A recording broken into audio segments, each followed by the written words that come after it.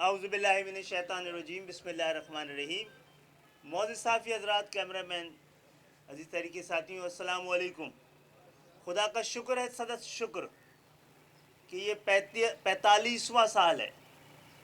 45 دفعہ ہم نے یہ خدمت جس کی بنیاد پر اپنی سیاسی جدوجہد کا آغاز کیا تھا، آج تک کسی نہ کسی شکل میں، کبھی کہیں بہت محدود پیمانے پر، کبھی پورے قومی سطح پر، ہم نے جتنا اللہ نے ہمیں توفیق دی، جتنے وسائل دیے، اس طرح خدمت خلق ہم کرتے رہے ہیں۔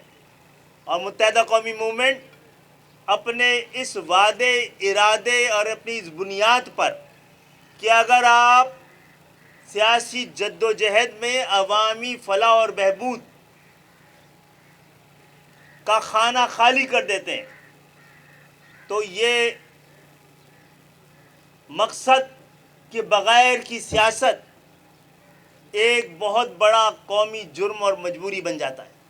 اللہ تعالیٰ نے ہمیں سرفراز کیا ہے کہ ہم اس دفعہ پھر جتنے بھی وسائل تھے، جتنی بھی گنجائش تھی، جتنی بھی آزادی تھی، ہم اپنے لوگوں تک، ان کے گھروں تک، یہاں پر لائن لگی بھی نہیں دیکھ رہے ہوں گے آپ، ضرورت مندوں کے لیے ساتھ تصویریں نہیں کھنچ رہی ہیں، یہاں سے جو ٹرک جا رہے ہیں اس کی تصویریں ضرور بنی تاکہ وہ لوگ جنہوں نے اس حوالے سے ہماری مدد کی ہے ان کو اطمینان ہو کہ ان کا سامان ضرورت مندوں تک پہنچ رہا ہے۔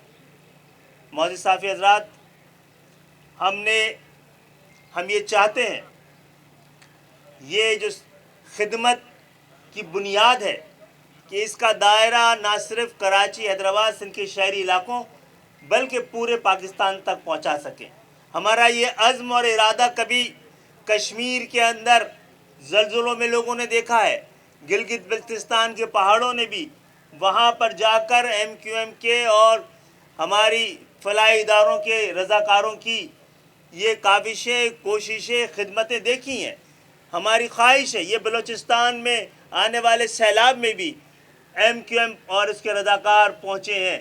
بعض صورتوں میں اللہ تعالیٰ نے ہمیں موقع دیا تو ہم برادر اسلامی ملک ایران میں بھی جا کے بام کے زلزلے کے وقت پہنچے ہیں۔ اور ہم یہ سمجھتے ہیں لوگ سیاست میں خدمت کر رہے ہیں، خدمت میں سیاست کر رہے ہیں۔ ہم نے سیاست میں خدمت کو متعارف کرایا تھا۔ یہی ہماری بنیاد ہے، یہی ارادہ ہے، یہی عزم ہے۔ آج رمضان کے اس مہینے میں، اس بابرکت مہینے میں، جس میں ایک جانب ہم اس دفعہ اور ہر دفعہ کی طرح ضرورت مندوں تک یہ امدادی سامان پہنچا رہے ہوتے ہیں، اس دفعہ تو ہم سوچ رہے تھے کہ اس شہر میں جو امن و امان کا مسئلہ ہے، جو حالات ہیں، یہ ان سامان کو بچانے کے لیے بھی، اس کی حفاظت کا انتظام کرنے کے لیے بھی اس شہر کو، کہ وہ سامان جو انتہائی مجبور لوگوں کو، انتہائی ضرورت مندوں لوگوں کو، انتہائی غریب لوگوں تک پہنچنا ہے۔ آج اس شہر میں جہاں پر اس امن و امان، جرائم کی روک تھام کی ذمہ داری جس پولیس والوں کی ہے، پولیس کے ادارے کی ہے، اس کا تعلق اس شہر سے ہی نہیں، وہ اس کو اپنی ذمہ داری نہیں سمجھتا۔ اس کے لیے ایک موقع ہے، اس کے لیے اپنے جائیداد کو، دولت کو، بینک بیلنس کو بڑھانے کے لیے پوسٹنگ کراچی میں ایک موقع سمجھا جاتا ہے۔ کراچی کے حالات کے بارے میں ہم محتاط انداز میں ہمیشہ کہتے رہے کہ اس کا مسئلہ یہی ہے کہ چور اور سپاہی دونوں اس شہر کے نہیں ہیں۔ آج جو درجنوں، تقریباً 50 کے قریب اس رمضان میں نوجوان جو شہید ہوئے ہیں، مارے گئے، ان کے ہاتھوں، اس میں تمام زبان بولنے والے تھے، لیکن وجہ یہی تھی کہ اس شہر کے ساتھ جن لوگوں کی ذمہ داری اس شہر میں امن قائم کرنا ہے، ان کا تعلق اس شہر سے نہیں ہے۔ بعض صورتوں میں اس شہر کو اپنے خلاف سمجھتے ہیں، اپنا سیاسی مخالف سمجھتے ہیں، اپنا جیسا نہیں سمجھتے، اور ان کی دنیا بھر میں، تمام مہذب معاشروں میں، تمام جمہوری ممالک میں، طاقتور ممالک میں جہاں تعلیم ہے، تہذیب ہے، وہاں پر لوکل پولیسنگ ہے۔ ہم نے کبھی یہ نہیں کہا کہ ہم چاہتے ہیں کہ لوکل پولیسنگ کا مقصد یہ ہے کہ لیاری کی جو پولیس ہو اس میں لیاری کی گلیوں میں رہنے والے نوجوانوں کو نوکری دے کے ان کی ذمہ داری لگائیں کہ اپنے علاقے اور محلوں کی نگرانی کر سکیں، وہاں جرائم کی روک تھام کر سکیں۔ لیاقت آباد میں لیاقت آباد کے نوجوانوں کو، اورنگی میں اورنگی کے نوجوانوں کو، کورنگی میں کورنگی کے نوجوانوں کو آپ نوکری دیں۔ یہی طریقہ ہے، پوری دنیا میں یہی طریقہ ہے، اور خود پاکستان میں بھی یہی طریقہ ہے۔ اسی لیے بار بار سوال کرتے ہیں کہ اگر پشاور میں پشاور کی پولیس ہے، لاہور میں لاہور کی پولیس ہے، لاڑکانہ میں لاڑکانہ کی پولیس ہے، تو کراچی میں کہیں اور کی پولیس کیوں ہے؟ کیا وجوہات ہو سکتی ہیں؟ آپ کراچی کو کیا پاکستان کا اس طرح کا حصہ نہیں سمجھتے؟ اور یہی سب سے بڑا مسئلہ ہے۔ قانون توڑنے والے اور قانون نافذ کرنے والے دونوں کا تعلق اس شہر سے نہیں ہے، اور یہی کراچی کے سب سے بڑے مسئلے کا حل ہے۔ آپ بتائیے، ان 50 سے زائد جو نوجوان اس شہر کے مارے گئے ہیں، جو شہید ہوئے ہیں، ان ڈاکوؤں کے ہاتھوں مارے گئے ہیں، اب تک سندھ حکومت نے اس پہ کوئی وضاحتی بیان دیا ہے؟ کوئی اپنی ذمہ داری قبول کی ہے؟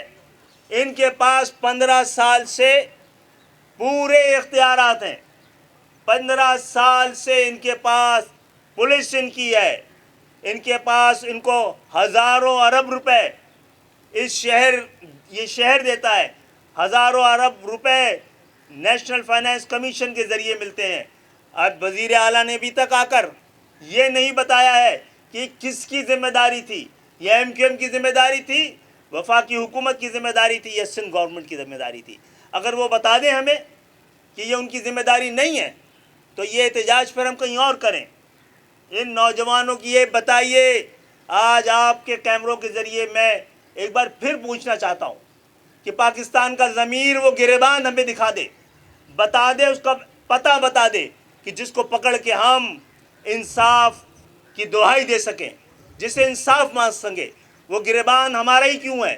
ہم جو 15 سال سے جس کے پاس اس شہر کے تمام تر، اس دفعہ الحمدللہ ایک بار پھر ہمارے پاس اس شہر کا مینڈیٹ ہے، اور جمہوریت کا مقصد یہ ہے کہ جس کے پاس جہاں پر جتنا مینڈیٹ ہو اتنا ہی اختیار بھی ہو۔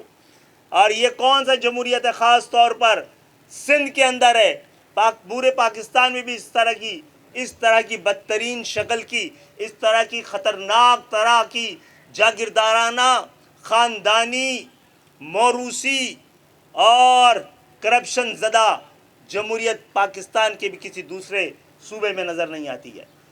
تو میں مجبور ہو کے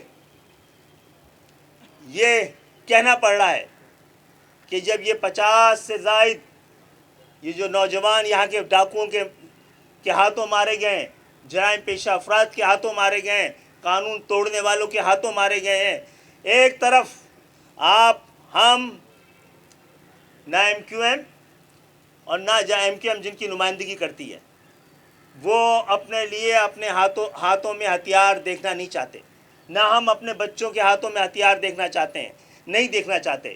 ہمارے پاس ہتھیار نہیں ہونے چاہیے، ہم سویلین ہیں، ہمارے پاس نہیں ہیں، لیکن اگر کوئی اور جن کے پاس ہتھیار نہیں ہونے چاہیے ان کے پاس ہتھیار ہوں تو پھر ہم کس کی ذمہ داری بنتی ہے؟ ریاست کی بنتی ہے یا نہیں بنتی ہے؟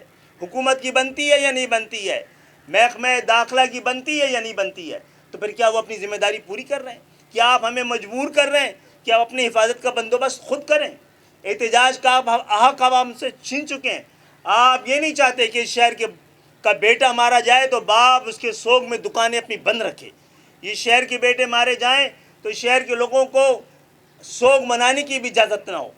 اس طرح کے ظلم کے ساتھ، اس طرح کی ناانصافی کے ساتھ، اس طرح کی جبر کے ساتھ گھر نہیں چلتے تو ملک کیسے چل پائیں گے؟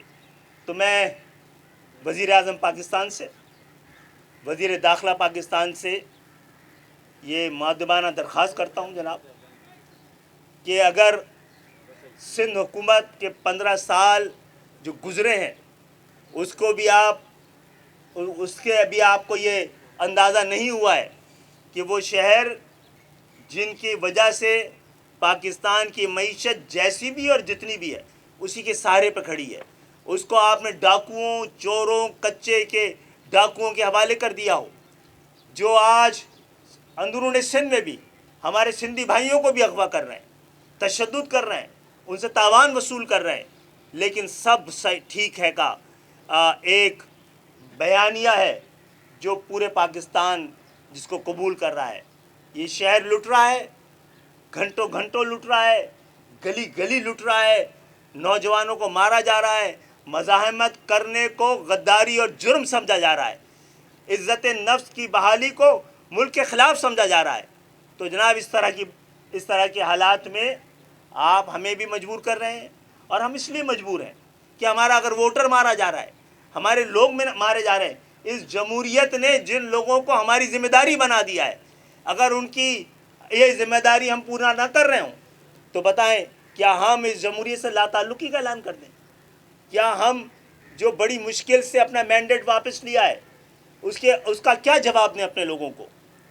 तो मैं दोबारा और मजबूर होकर chief justice Pakistan supreme court उनसे भी इल्तिजा करता हूँ, जनाब आली, कराची और सिंध के शहरी इलाके भी पाकिस्तान का हिस्सा हैं। आप सुओ मोटो का इंतज़ार क्यों कर रहे हैं? आपको कब ले लेना चाहिए था। एक नौजवान भी शहीद हुआ था किसी डाकू के हाथों, तो आपको सिंध हुकूमत को बुलाना चाहिए था। आप लीजिए जनाब, सबसे बड़ा मसला इस वक्त पाकिस्तान का ये है। पाकिस्तान को की मईशत को संभाल रखने वाला ये शहर अगर इन हालात में अगर उसने घुटने टेक दिए तो बताएं पाकिस्तान कितने बड़े बहरानों का शिकार हो सकता है। बहुत बहुत शुक्रिया। मुस्तफ़ा करें।